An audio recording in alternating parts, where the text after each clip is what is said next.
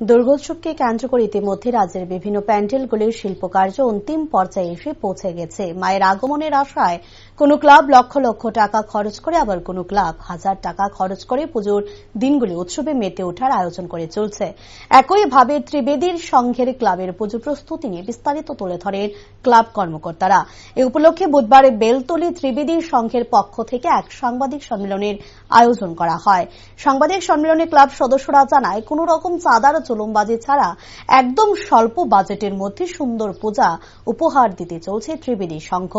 মেয়ে ও মহিলার কথা চিন্তা করে স্বল্প বাজেটে বছরের পুজোর আয়োজন করা হয়। দুর্গাপূজার দিনগুলিতে দর্শনার্থীদের কথা চিন্তা করে অষ্টমী ও নবমীর দিন অন্ন ভোগের ব্যবস্থা করা হবে বলে জানায় তারা।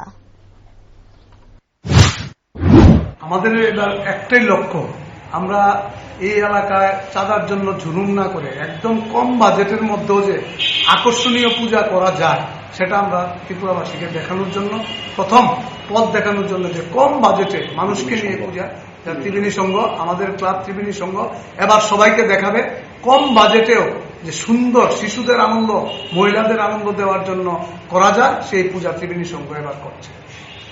20 মিনিটে শুরু, আমরা ক্লাবের মাঠের মধ্যে এগুলি প্রবেশ, সবাই দর্শনার্থীরা প্রবেশ করবে এবং রশ্মি চলে যাবে। তারপর অন্ধকারের মধ্যে এই রশ্মি, এই চন্দ্রযাত্রা আমরা দেখাতে পারবো। আমাদের বিশেষ আরেকটা হচ্ছে, আমরা এই এলাকার গরিব মানুষদের স্বার্থে আমরা 2 দিন অন্নভোগের ব্যবস্থা করেছি, অষ্টমী এবং নবমী।